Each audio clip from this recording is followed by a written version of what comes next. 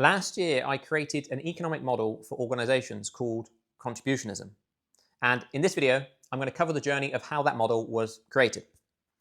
So I first started thinking about the problems with company shareholder structures when I first joined a number of tech startups in the earlier parts of my career. I talked about this period in one of my previous videos, which I'd recommend watching to better understand the context for this video. And during that time, I realized it was common for employees to not receive a fair amount of company shares based on the amount of contributions they made and the impact of those contributions. If you wanted to reward all contributions fairly, they would need to be compared in some way to work out what a fairer distribution is. And you'd also need to take into account what each person is risking, if anything, when making those contributions.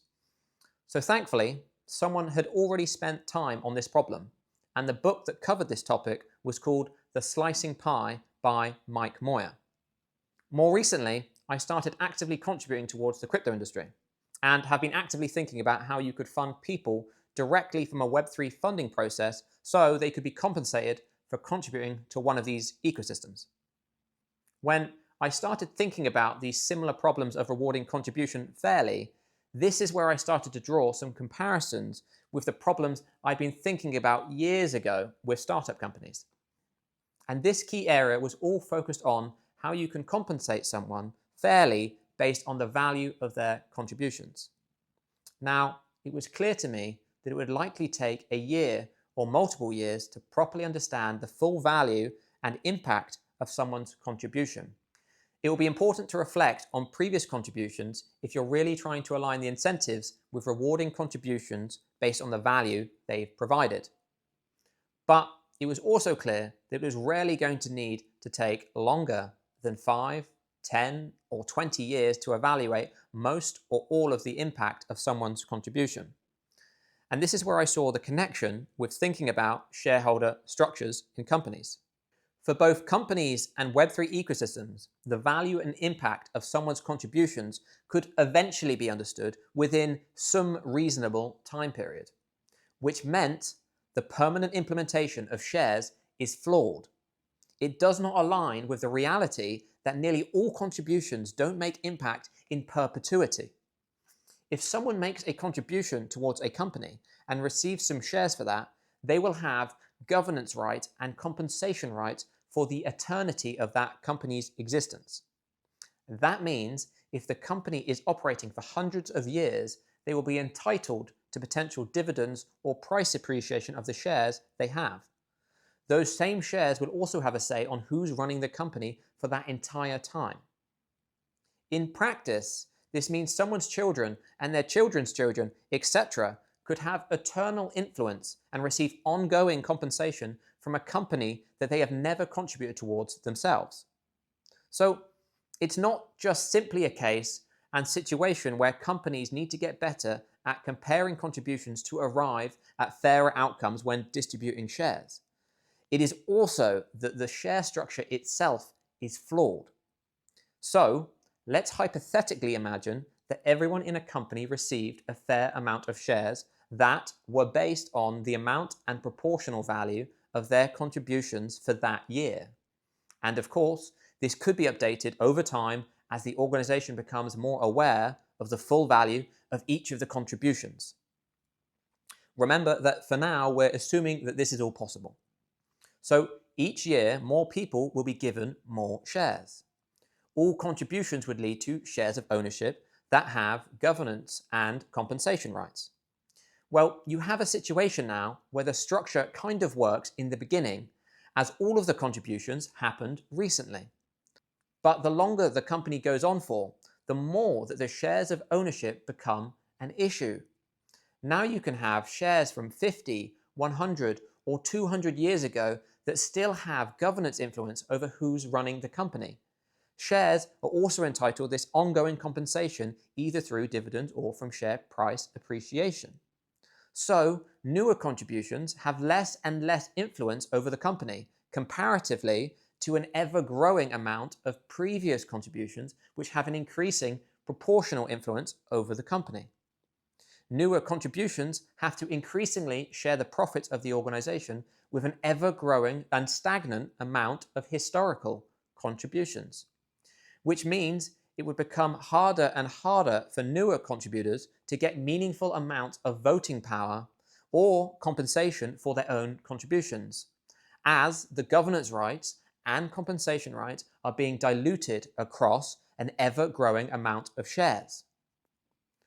On top of this, previous contributions that have shares that last in perpetuity have the right to choose leadership that maximizes shareholder value, even if this is not beneficial for the organization or if it comes at the expense of the contributors that are actively operating the organization now. There's nothing that the contributors who are still actively working in a company can do. At some point in the company's life, they will just have to accept that the previous contributions have control over the company in perpetuity. And this is because the shares never lapse. There's no end to the governance and compensation rights. So the incentives become increasingly misaligned over time. And this maps well to what you see in reality. You see the clear importance and narrative around starting your own business as the way to make larger amounts of money.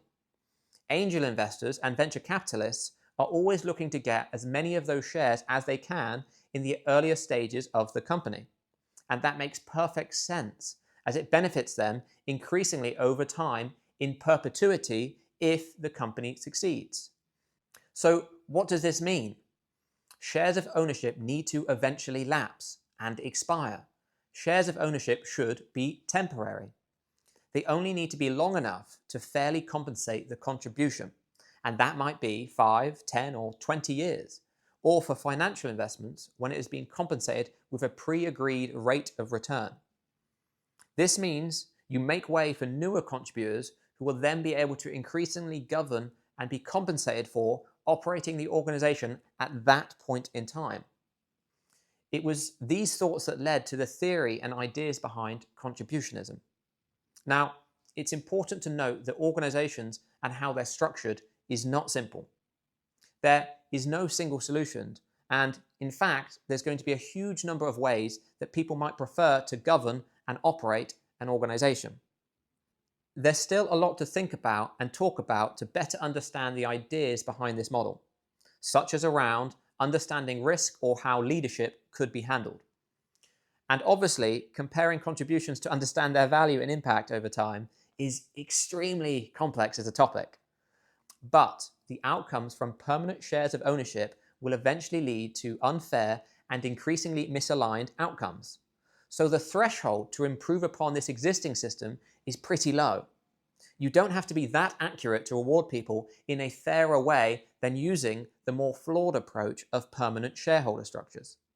There's also not going to be just one solution for understanding and comparing contributions. Some organizations may even decide to not do much comparison at all, and instead just use profits to benefit all contributors in that organization, such as with more time off, building more local infrastructure, or with providing any other shared benefits. In practice, what you're going to find is there's going to be lots of different ways that organizations will handle how contributions are rewarded. Now, I think I'll eventually make a video series about these types of topics in the future.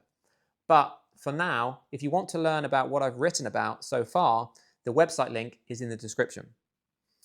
There's still a lot to do to improve and refine contributionism as an economic model. So it's important that I emphasize that these ideas are not complete and fully refined, but they are at least a modest first version, and I think they correctly identify the flaw in the current system. I completed the initial ideas for contributionism only last year in 2024, and I was thinking, before I spend any more time on this model, how does it compare with the other economic ideas that already exist? Has anyone else come to the same conclusions as me? So that started my journey into binge learning about any economic model I could find online to see what was similar to what I'd been thinking about, and also more broadly to learn about what other ideas and theories actually made any sense. So let's jump into some of those economic ideas in the next video.